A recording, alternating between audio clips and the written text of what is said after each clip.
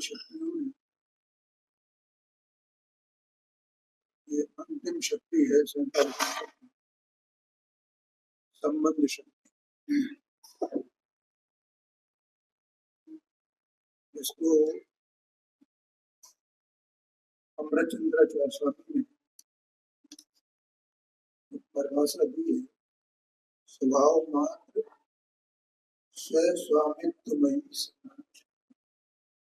ये परिभाषा है। माने जो स्व स्वामित्व जीव का है, जीव चेतन वस्तु है, परिपूर्ण और निरामय है। अब ये प्रश्न आता है कि जीव का क्या है, जीव का कौन है और जीव किसका है। स्वस्वामी संबंध में अपन ये देखते हैं ना, एक किसका है और वो किसका है, ऐसा करके।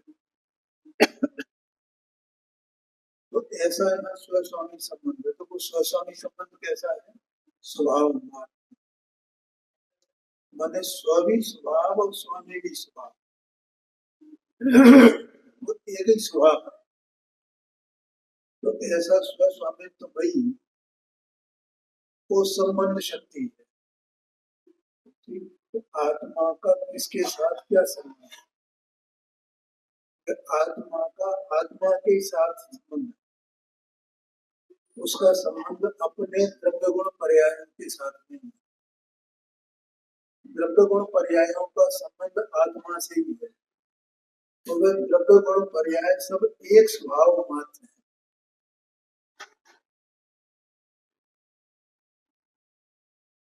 ध्यान आया कि क्या बोला, द्रव्य गुण पर्याय का वस्तु है ना, और द्रव्य गुण पर्याय किसके हैं, कि आत्मा के। माने आत्मा उसका स्वामी है, उनका स्वामी है, और वे आत्मा के स्व है, और वे सबके सब एक स्वभाव मात्र।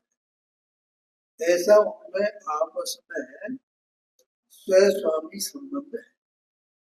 और ये स्व स्वामी संबंध ये आत्मा में एक संबंध नाम की शक्ति है, क्योंकि इस स्व स्वामी संबंध को साधने वाला कोई और अन्य नहीं है। क्या कहा, जो स्व स्वामी संबंध है तो उसको साधने वाला और कोई नहीं है। वो आत्मा में ही ऐसी शक्ति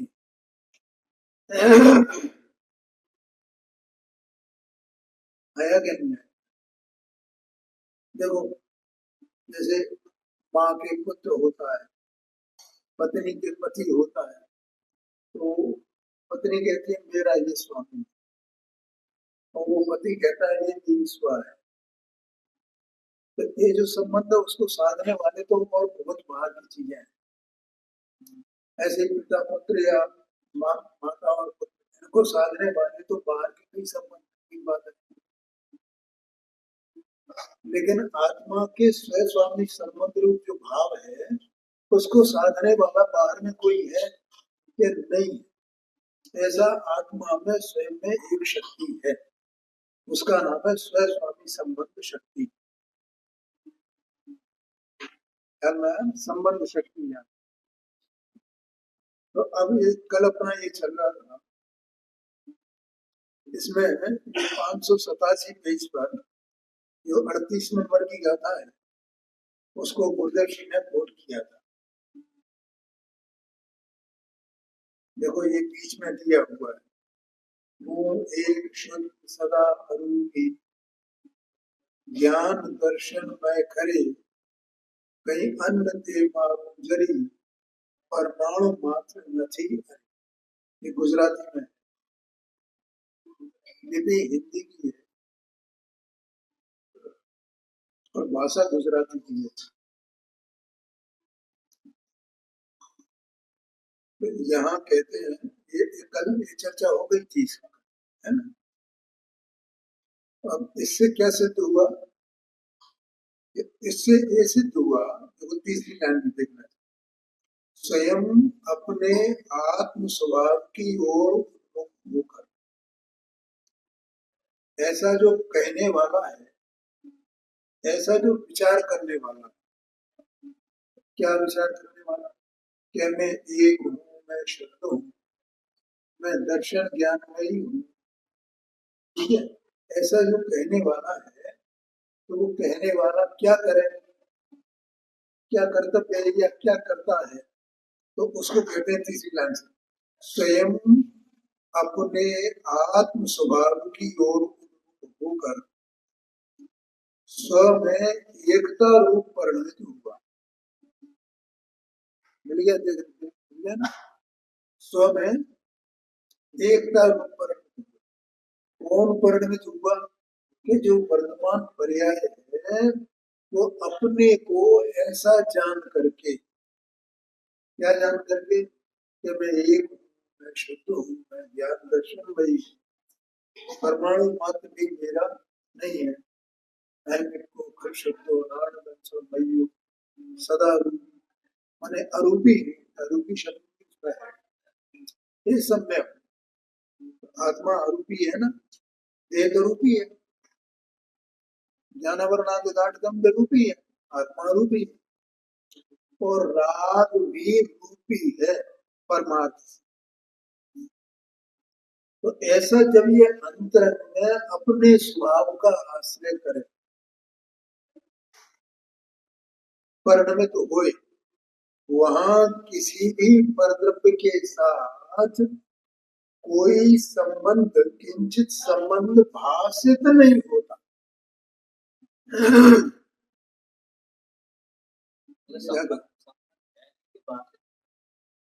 होएगा तो भाषित होएगा ना,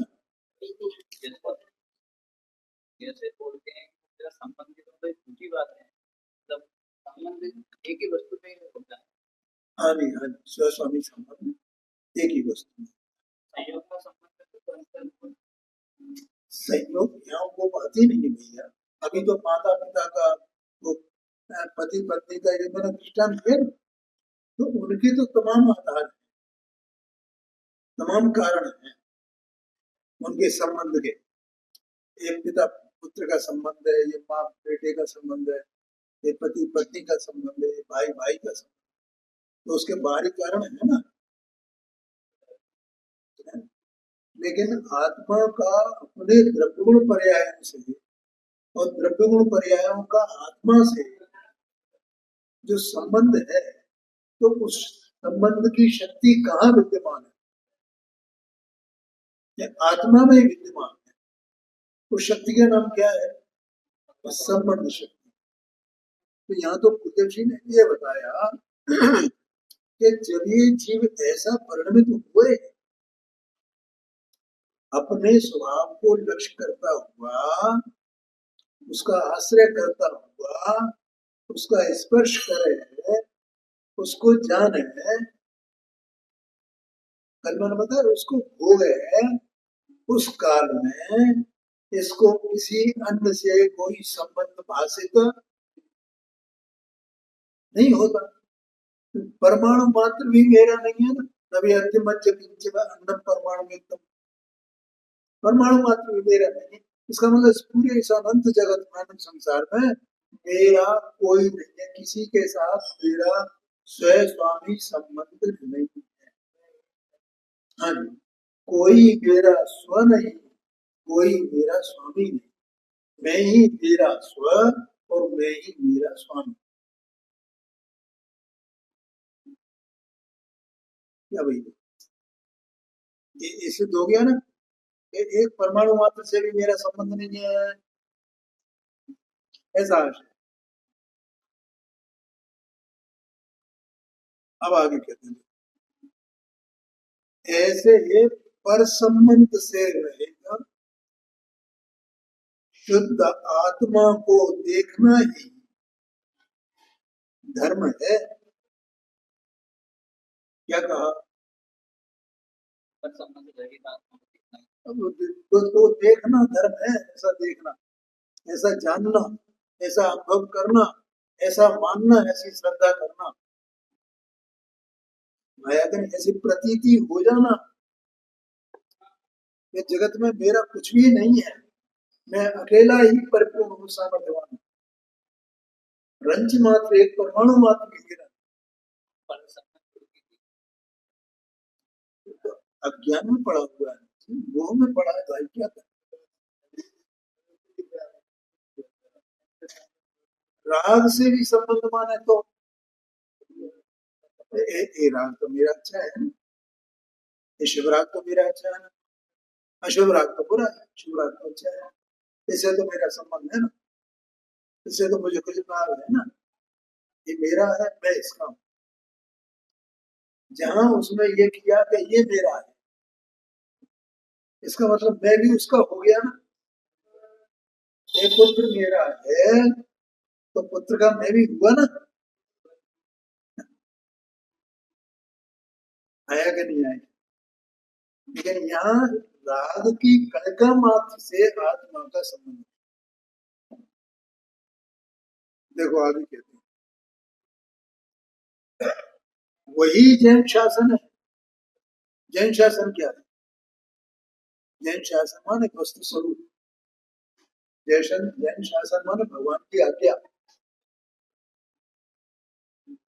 आया कि नहीं है जी? बस बस बस ये भगवान की आज्ञा है। जैन शासन माने चिन्ह वचन, जैन शासन माने मार्ग, ये है बस, ये जैन शासन का है। तो जैन शासन को याद करने पर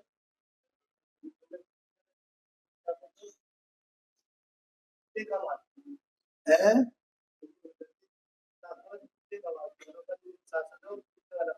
हाँ जी हाँ जी, जिन माने जीतने वाला है, जिन माने अपने यहाँ भजन है ना, श्री राज्य ने लिखा है,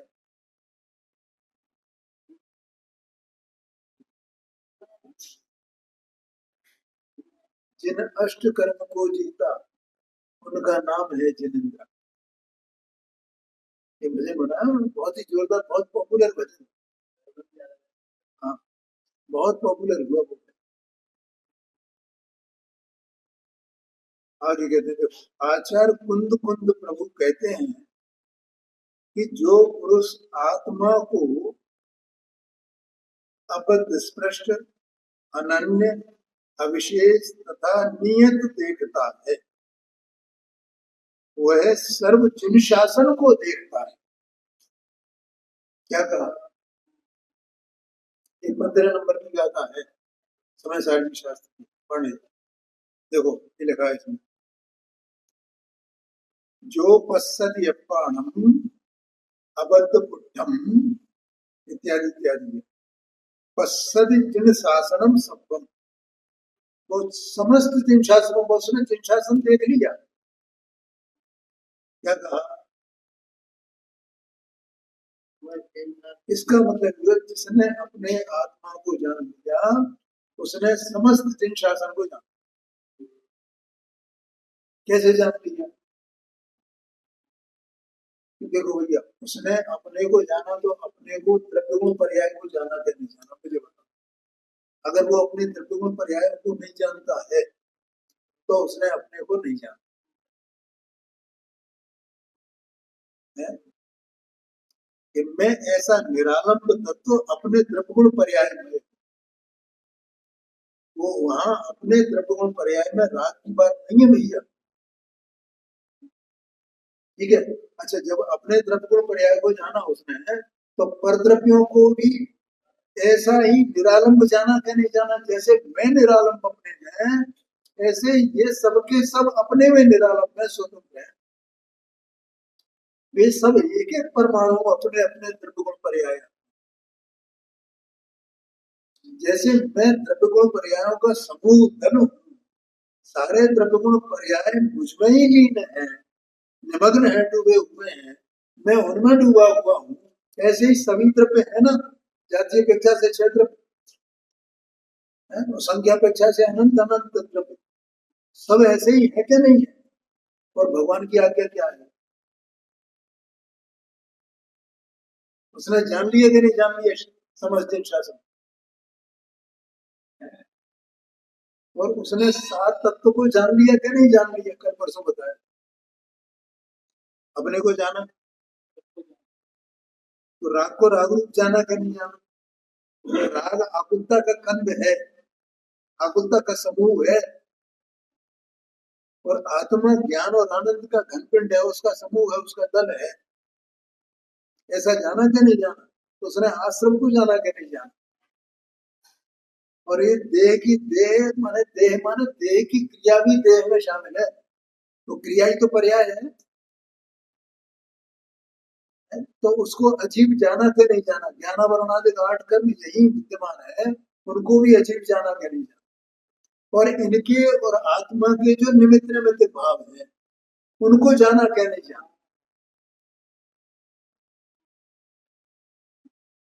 वो ये शंका है कुछ, उनको जाना उसने। और ये मैं परिपूर्ण हूँ स्वभाव अपेक्षा से, द्रव्य अपेक्षा से, और पर्याय में पूर्णता होगी तो वो कैसी होगी? क्या जैसा ये स्वभाव है वैसी की वैसी वहां का वही शादी अनंत काल के लिए हो जाए? ऐसा मोक्ष तत्व को जाना के नहीं। और ये आश्रव बंध का ये भाव, यही संबर निर्जरा है। उसको संबर के भाव को, निर्जरा के भाव को उसने जाना क्या नहीं जाना? वेदा क्या नहीं वेदा? बोलो बताओ भैया, क्या नहीं जाना उसने? तो जाना जिन शासन को जाना, ये बात है। तो यहाँ कहते हैं देखो, जो ये अबद्ध स्पष्ट अनन्य नियत अविशेष और असंयुक्त ऐसे 5 भावों स्वरूप आत्मा की अनुभूति है। ये आत्मा की अनुभूति। अभी ऊपर को देखिए ना, कहा ना कि ऐसा अंतर को होकर स्वयं एकता रूप परिणत होता है, वो आत्मा की अनुभूति है ना। वहाँ आत्मा की अनुभूति में कैसा, उसे अनुभूति में कैसा भाषित होता है? ये अबद्ध स्पष्टपना, माने एक अजीब अलग अपने अलग निरालंब तत्व। मेरा किसी से कोई संबंध बधा, अबद्ध माने बधा हुआ नहीं, अस्पष्ट माने मैं इसको स्पर्श नहीं करूं, ये मुझे स्पर्श नहीं करे, स्पर्श नहीं करे। अनन्य माने ये अन्य अन्य पना नहीं है मेरे त्रिभुवन पर्याय।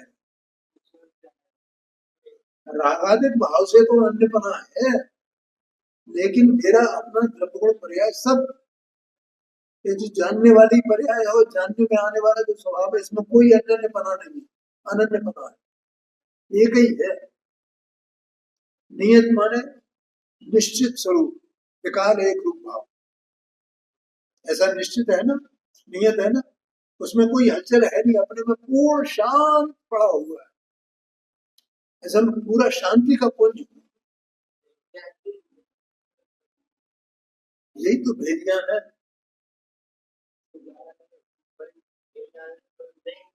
हाँ जी, हाँ जी, तो ये हो गया ना भेद ज्ञान। अपने को अपने से एकत्व और पर से रागादिक से विभक्त, तो इसमें भेद ज्ञान हो गया ना। ये भिन्नता का ज्ञान हुआ क्या नहीं हुआ? ये मैं नहीं, ये इनके और मैं मेरा, तो भेद ज्ञान हुआ। ये बात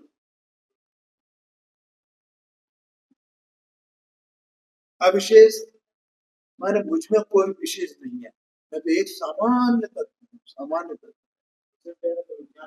हाँ जी, हाँ। विशेष नहीं है ये बात नहीं है, गुण और पर्याय वे सब उसके विशेष है, लेकिन वहां जब अनुभूति के काल में वहां विशेष बना जानने में नहीं आता, मानो वो लक्ष्य नहीं बनता है। हाँ जी, वो लक्ष्य बने तो विकल्प उत्पन्न होता। हाँ जी, और असंयुक्त माने मेरा किसी के साथ में कोई संयोग, असंयोगी तत्व ऐसा जान, ऐसे पांचों भाव स्वरूप आत्मा की अनुभूति है, वह निश्चय से समस्त जिन शासन की अनुभूति है। देखो, आचार्य भगवान स्पष्ट कहते हैं कि पर के संबंध से रहित शुद्धात्मा की अनुभूति ही जैन धर्म है। वास्तव में आत्मा का स्वभाव राग के भी संबंध से रहित, आत्मा का स्वभाव कैसा है? राग के संबंध से रहित है, ऐसा कहते हैं। नहीं आएगी? हाँ जी, हाँ जी। देखो भैया, ये अपन स्पष्ट मणि का उदाहरण कई बार है। ये स्पष्ट मणि है ना, तो उसमें दाग लगाई जाए नीचे, तो वो जैसे रंग की दाग होगी वैसा क्या होगा, वो स्पष्ट मणि उसी रंग का दिखाई देगा ना। लाल लगाओ तो लाल में आएगी उसमें, और वो स्फटिक मणि स्वयं ही वैसा परिणित होता है। लेकिन स्फटिक मणि को देखो, उस लाल मां से उसका कोई संबंध है क्या? उसका जो स्वभाव, उसका जो दल है, वो वो जो लालिमा है वो तो डाक के संबंध वाली है, स्फटिक मणि के संबंध वाली नहीं है। क्या कहा पांडित, बताओ मुझे। उसमें जो लालिमा दिख रही है ना, लालिमा लालिमा ऐसी दिख रही है ना, वो परिणाम उसी का स्फटिक मणि का। लेकिन उसमें जो लालिमा दिख रही है वो वास्तव में स्फटिक मणि के संबंध वाला है क्या? वो है क्या लालिमा? तो वो किसके संबंध वाली है लालिमा? तो जो दाग लगी है उसके संबंध वाली है। ऐसे बिल्कुल ऐसे ही है आत्मा की अवस्था में राग, और ये जीव राग को अपना स्वरूप माने बैठा है। कितनी विपरीतता है। अब उन क्या मान लें, राग को अपना स्वरूप माने बैठे हैं, हमें कुछ दूसरा दिखाई नहीं देता है। ये राग है सुबह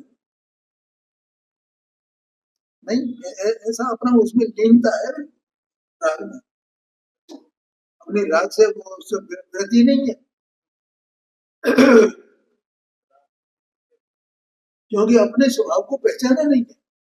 अपने स्वभाव को पहचाने तो राग से विरत हुए, माने राग को राग रूप जाना, ज्ञान श्रद्धा तो है ना पहले, ये राग मेरा स्वरूप नहीं है। अब ये राग बना रहे तो कोई बात नहीं, तो उसका है ना, मेरा तो नहीं है ना। स्पटमणि में लालिमा है किसकी है? जो दाग लगी उसकी। हाँ जी, हाँ जी। तो अंदर में वो परिणमन हो जाएगा तो फिर वो अपने आप कहने में आ जाएगा। लेकिन ये वास्तविकता है कि नहीं, ये पहले ये समझना है। पहले तो अपने को शब्दों में ये बात स्वीकार होनी चाहिए ना कि ऐसा ही है। जैसे देह और आत्मा एक नहीं है, ये अपने को स्वीकार है कि नहीं है? है। ज्ञानावरणाधिकार कर्म और आत्मा एक नहीं है, ऐसा हमें स्वीकार है कि नहीं है? कि है। ऐसे ही आत्मा की अवस्था में जो राग है उसका स्वभाव और मेरा स्वभाव, आत्मा का स्वभाव एक नहीं है, ये स्वीकार होना चाहिए।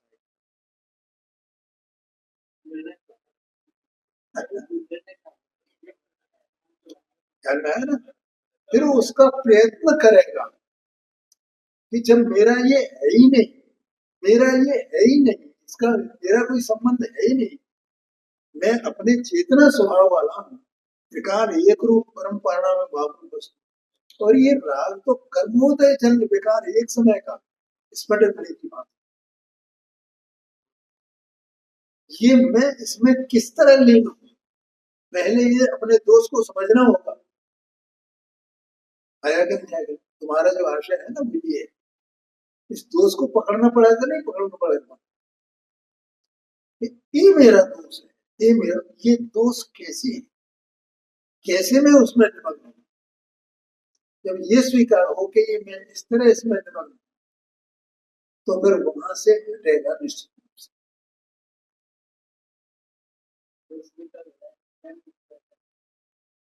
आया कि नहीं आया, क्या उपाय, क्या उपाय, एक अभ्यास ही उसका उपाय है।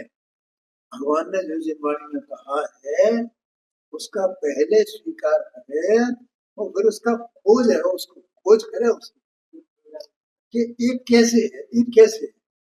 कि बार बार ये कहा जाता है कि ये राग में ही निमग्न है, राग में निमग्न है, राग को अपना स्वरूप माने बैठे, तो ये मैं कैसे इस राग को अपना स्वरूप माने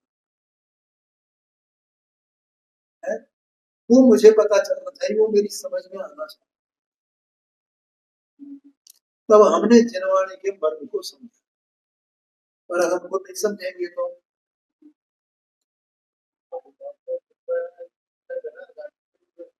है जी, जो अनादि का अभ्यास है ना उसमें रुचि है उसकी,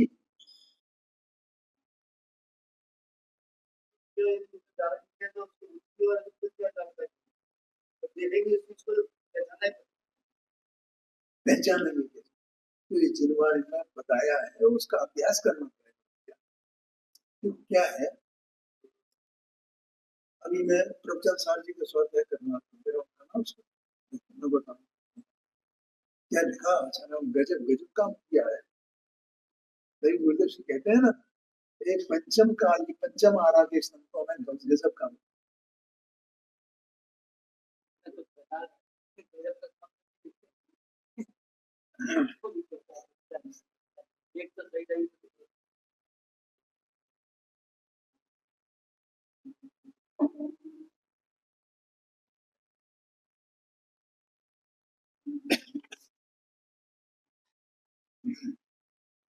देखो भाषा में देखो आचार्य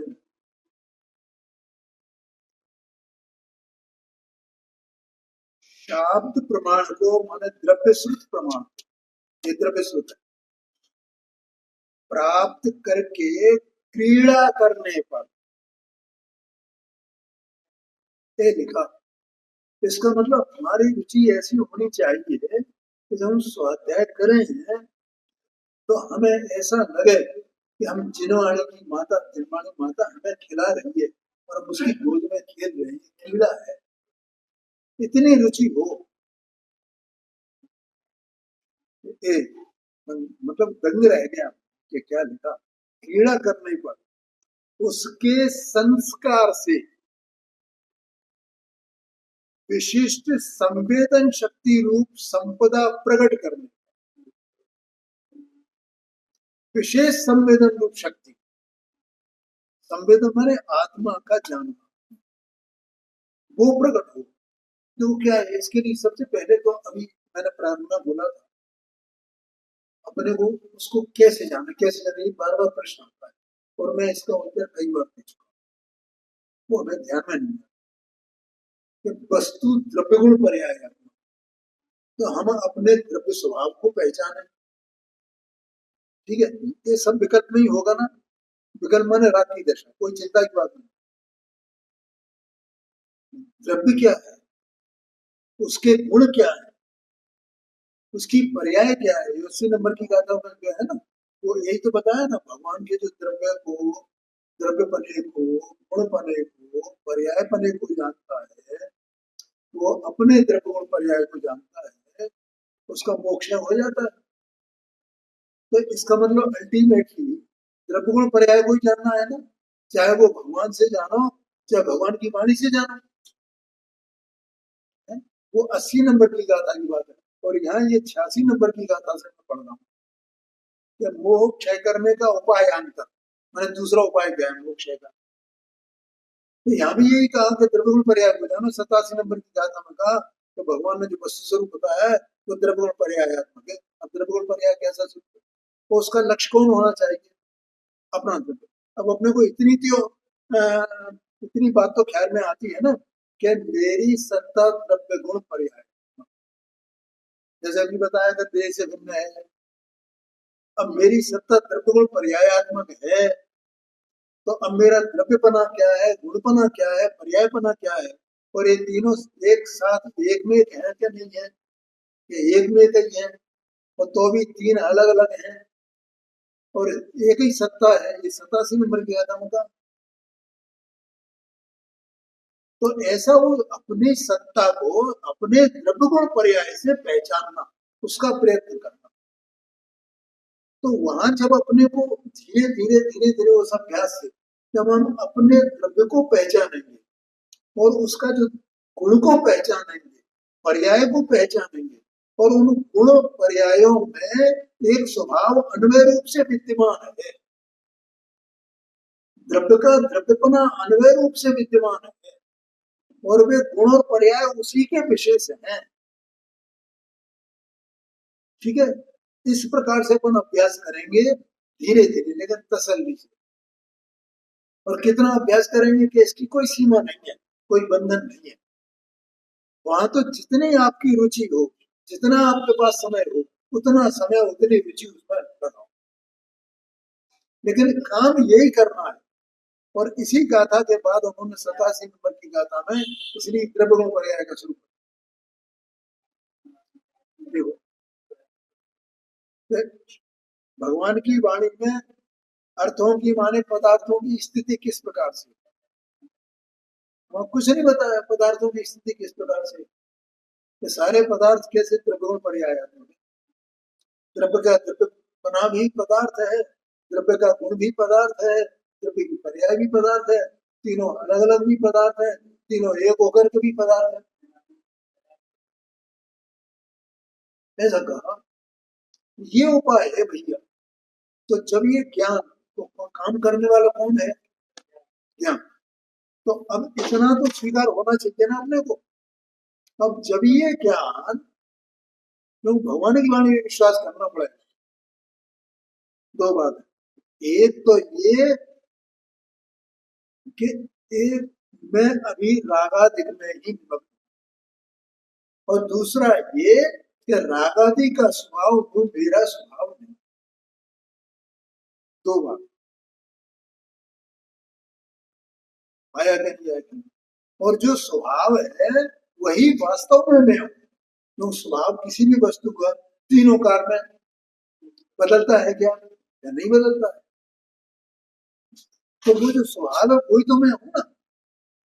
अब उसको मैंने उसको अपन जानेंगे असंख्यात विदेशी वस्तु है, तो इसका स्वभाव क्या है। तो जब वो मेरा स्वभाव ये है, तो फिर राग मेरा स्वभाव कैसे हो सकता है? और राग ये दुखदाई है और मेरा स्वभाव दुखदाई नहीं है। ऐसे अपन अभ्यास करें बार बार, तो ऐसा नहीं है कि वो नहीं निकलेगा, छूटेगा नहीं वहां से, उसको भिन्न नहीं जाना है। एवं बोलो, समझ में आया? इसलिए उसका उपाय तो भैया बिल्कुल अल्टीमेट उपाय यही है, दूसरा कोई उपाय नहीं। अब बोलो, इस बारम्बार बारम्बार विचार करना। अब ये जब हमें पुरुषार्थ की बात, इसका नाम पुरुषार्थ है, जब पुरुषार्थ की बात आती है तो वहां ढीले पड़ जाते हैं। गुरुदेव जी ने कहा भैया ये तो धीरे धीरे होगा काम, हमें ये चाहते हैं जल्दी हो जाए, भैया इसमें दो चार भाव भी लग सकते हैं, रुचि होनी चाहिए। क्या कहा रुचि हो तो मिले नहीं तो है? जिसको रुचि हो उसको मिले नहीं। हाँ हाँ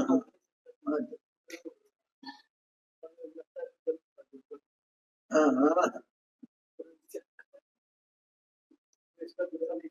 भैया यही चक्कर है। हाँ भैया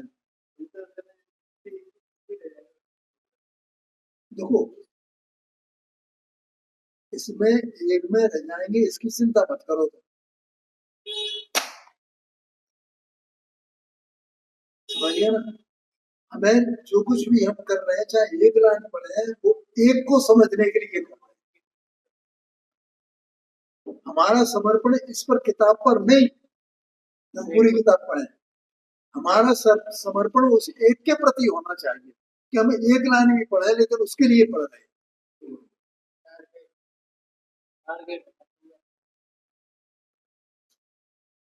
आप विश्वास करोगे, मैं ये जो गाथाएं है ना, तो कभी कभी तो गाथाओं की एक एक लाइन, एक एक गाथा मैं कई कई दिन तक पढ़ता रहता हूँ, बोलो, और ऊबता नहीं हूँ, मुझे कोई जल्दी भी नहीं। अभी वो ये इसमें डायरी में मेरे योग सार प्राप्त गाथाएं नोट है, उन गाथाओं को मैं पढ़ता हूँ। तो 4-5 दिन हो गए मुझे वही गाथाओं को रोज रोज पढ़, तो मुझे बहुत आनंद आता है, बहुत ही मजा आता है बार बार पढ़ रहा हूँ। अब मैं कहूँगा मैंने 1 घंटा नष्ट कर दिया भैया, 1.5 घंटा नष्ट कर दिया, मैं शाम को लेने आता तो 1.5 घंटा हो जाता है, तो हो गया नष्ट, नहीं हुआ। देखिए मैं और ज्यादा किताब मैं कुछ और पढ़ लेता, और क्या क्या जरूरत क्या है ज्यादा पढ़ने की? धैर्य, इसका नाम धैर्य, और रुचि उसमें लगातार लगी रहना, इसका नाम वीरता है, डटे रहना, डटना है। देखो भजन है ना, कोई बड़ी बात नहीं है धर्म पर डट जाना, ये उसके लिए डटे रहना है भैया। वही तो बिल्कुल समझ में आया। तो इसलिए वो क्रीड़ा शब्द जो आया ना, तो वो मेरी समझ में आया, क्रीड़ा मन में खेल जैसा लगे, वहां आनंद आवे, मन छूटे नहीं वो। लेकिन मैं बार बार पढ़ू इसको, ऐसा जहां मन करे, अपन चाहे कितनी बार पढ़ते हो, जिंदगी भर हो गया इसको पढ़ते पढ़ते, जिंदगी निकल गई अपने को। तत्व पहला अध्याय, पहले अध्याय में क्या विषय है भैया? जो पढ़ने वाले हैं ना, पढ़ने पता पाएंगे क्या विषय, सब्जेक्ट क्या है। पहले अध्याय का विषय नहीं बता पाएंगे, इसका प्रतिपाद्य प्रतिपाद्य विषय क्या है।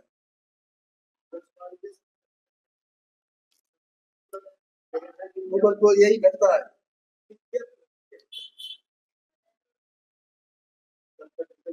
हाँ, वहां से 6 नंबर का जो सूत्र आया है, प्रमाण अधिगम, तो उसके बाद 6 नंबर के बाद पूरा का पूरा जितना कथन आया, जितने सूत्र आए हैं, 33 सूत्र है ना, तो 6 के बाद 27 और बचे, तो उसमें 27 में एक सूत्र तो नए का स्वरूप बताने के लिए है, ठीक है। तो कितने रह गए? 26, ठीक है। और एक सूत्र में मिथ्या दर्शन, मिथ्या ज्ञान, मिथ्या चारित्र का स्वरूप बताया, मिथ्या ज्ञान का स्वरूप। अब कितने रह गए? 25। अब 25 सूत्रों में प्रमाण ज्ञान का स्वरूप बताया, ज्ञान कैसे काम करता, ये उसका विषय है। ये समझ, ज्ञान काम कैसे करता, ज्ञान क्या है, ये ज्ञान का स्वरूप बताया। अब जिंदगी भर पढ़ाओ को नहीं बता पाया क्या है इसका विषय, प्रतिपाद्य विषय क्या है। केवल एक सूत्र में 33 नंबर का एक सूत्र है अंतिम, बस उसमें बता दिया, नैगम संग्रह व्यवहार सूत्र शब्द एवं उस समय करके 7 नए का स्वरूप, बस एक लाइन में लिख दिया हूँ, और बाकी कुछ नहीं, बाकी सब ज्ञान का सूत्र। और एक 32 नंबर का सूत्र है, उसमें मिथ्या ज्ञान का स्वरूप बता रहे, और बाकी के सब ज्ञान का स्वरूप बता रहे हैं। महिमा तो ज्ञान की है ना, इसकी महिमाओं को कुछ बताएं। हाँ हाँ जी, ये बात है। तो क्या कैसे, मतलब आचार्य की दृष्टि देखो, एक लाइन में नए का स्वरूप छोड़ दिया बस, और कुछ नहीं बोलना, ज्ञान का स्वरूप बताया, ज्ञान कैसे काम करता, अब उसको पढ़ो। अब अपन तो ज्ञान ही है ना, ज्ञान के अलावा तो कुछ नहीं है ना, तो मैं अपने को जानू कि मैं कैसे काम करता हूँ, क्या क्या करता हूँ, जानने में मेरा जानना कैसे परिणत होता है। अब इस दृष्टि से जो इसको पढ़ाएगा समझेगा ना इन सूत्रों को, तो उसे अब भेद विज्ञान हो जाएगा, मैं ऐसे जानता हूँ, इस प्रकार का जानना है। वहां सब पूरा निमित्तों का भी कथन है पूरा, और निमित्तों के बीच में ज्ञान कैसे काम करता है, ये बात आई। तो ऐसा पढ़ेगा उसको तो उसे ज्ञान नहीं होगा, ज्ञान का ज्ञान नहीं होगा, आत्मा का ज्ञान नहीं होगा, उस ज्ञान से ही आत्मा जाना जाएगा। प्रमाण ज्ञान जो है वो पर्याय है, उस पर्याय से द्रव्य को पकड़ना। तो ये पहला पहला अध्याय पढ़ ले तो उसे भेद ज्ञान हो जाए, सम्यक दर्शन हो जाए, तो यही मोक्ष मार्ग है, ये कहते हैं। हाँ जी, तो इसमें ये बात चल रही थी, ठीक है भैया। पहली लाइन देखो 588 पेज पर, वास्तव में आत्मा का स्वभाव राग के भी संबंध से रहित है। जब वास्तव में ये अंदर में बार बार याद है कि ये जीव कैसे जान ले इसको एकदम, ये मैं और ये राग बस। अब जब राग वहीं बैठा हुआ है, लेकिन राग से भिन्न जान गया अपने को, तो राग में रुचि रहेगी क्या? राग तो रहेगा, लेकिन राग की रुचि नहीं रहेगी, कैसे रह सकती है? बल्कि ये राग का अभाव कब हो, ये उपाय करेगा ना, और उस उपाय भी उसने जान लिया जब मुझे राग की तरफ देखना ही नहीं है। राग की जो, मैं तो ज्ञान हूं ना, तो मुझे अपने तरफ देखना है, मैंने ज्ञान की तरफ देखना है या राग की तरफ देखना है? ज्ञान की तरफ देखना है, राग की तरफ थोड़ी देखना है। जो मैं हुई नहीं, मुझे इससे क्या लेना देना, पढ़ा है तो पढ़ा रहे, हमें क्या करना। तब वो राग अपनी मौत को प्राप्त हो जाएगा अपने आप, अपने से आया कि मनीषा में मोक्ष में प्रदर्शन में लिखा है, संबित दर्शन ज्ञानचार्य की परिभाषा दी है 213 पेज पर, साथ ही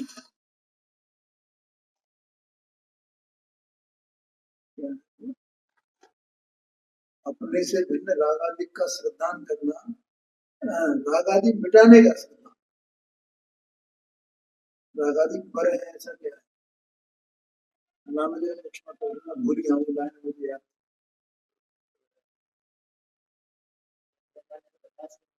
है। अच्छा,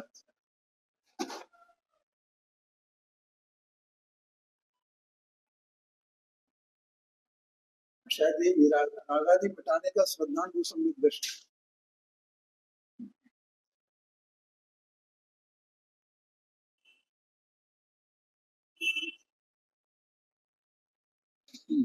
मॉडल चलो दिया यहाँ पर,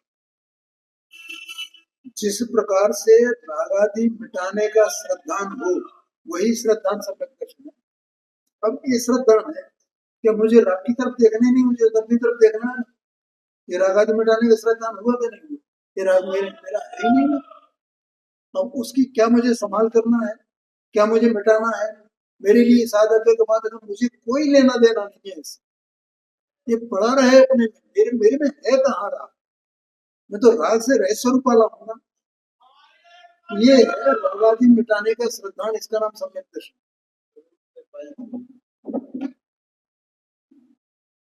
जिस प्रकार से राग आदि मिटाने का जानना हो, ज्ञान हो उसका, ये राग आदि कैसे मिटते हैं, वह जानना सम्यक ज्ञान है। और जिस प्रकार से राग आदि मिटे वह आचरण, तो कौन सा आचरण के अपने स्वरूप में लीन होना, मैं रागादि से निरालंब हूँ, रागादि को स्पर्श करने वाला ही नहीं हूँ, ऐसा जानना, इसका नाम संज्ञान है। लोगों को लगता है एकांत है, ये एकांत, ऐसा एकांत नहीं है भैया, इसमें अनेकांत बना है। क्या कहा?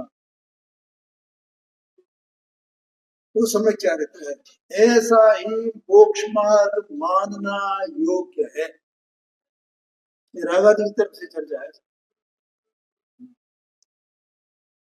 आया समझ में? यहाँ कहते हैं वास्तव में आत्मा का स्वभाव राग के भी संबंध से रहे।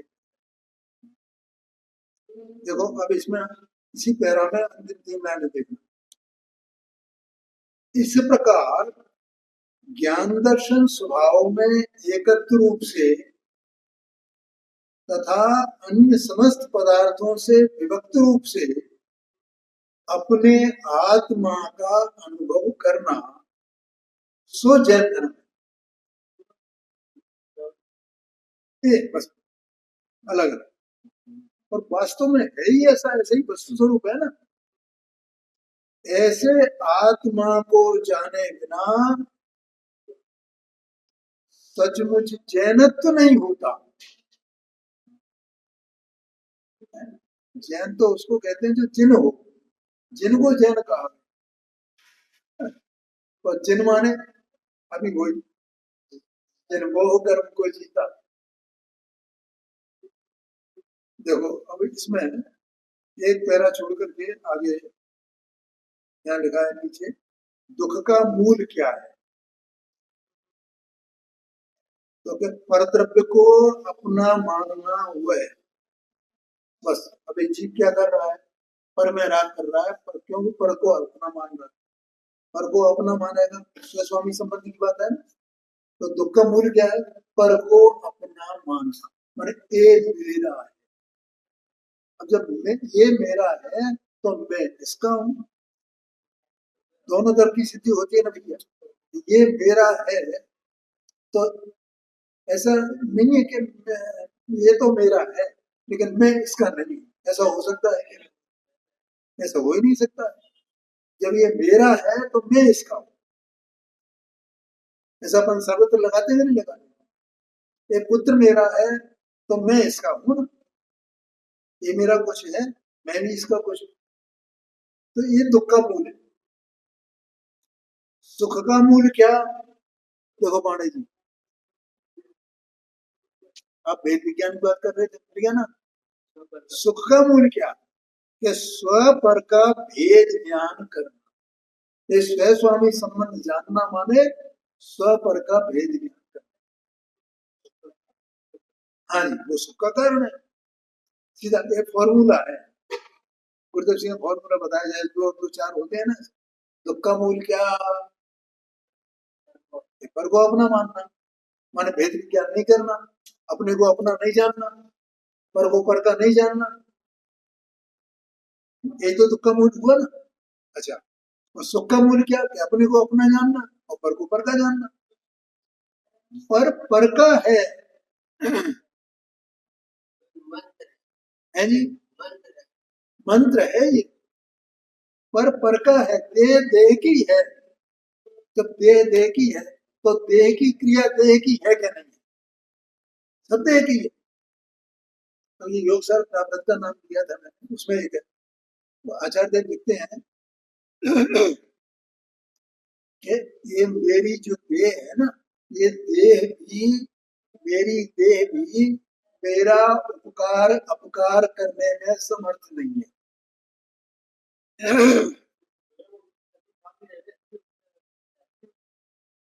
क्या लिखा? ये देह भी मेरा, माने मैं तो आत्मा हूं ना, तो ये मेरा उपकार करे कुछ, तो देह मेरा उपकार करे माने क्या? कि देह की क्रिया मेरा उपकार, उसमें समर्थ है।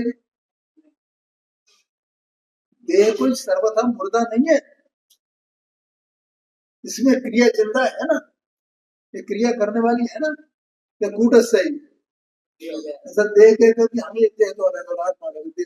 अरे देह है तो देह की क्रिया भी तो देह में है ना, तो देह को देह की क्रिया सहित मानो ना। हम देह को तो क्या कह रहे थे, देह अलग,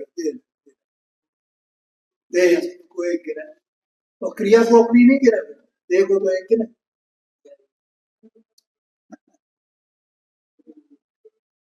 है।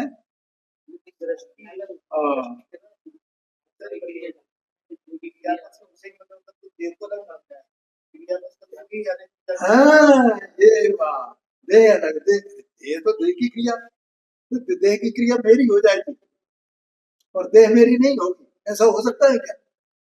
क्यों भैया? देह तो मेरी नहीं है, लेकिन देह की क्रिया तो मेरी है, ठीक है? नहीं, हाँ, ये बात है।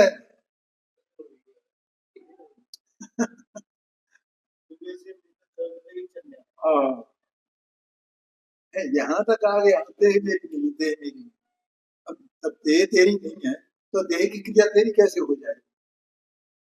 बताओ मुझे।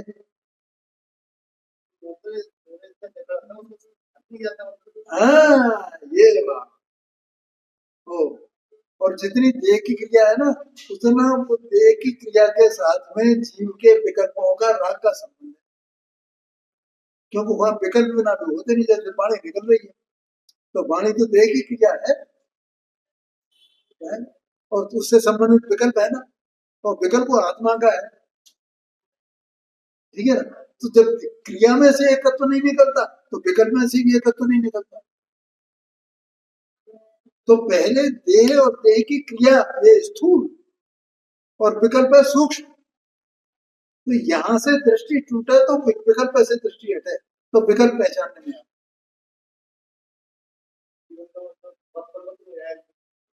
तो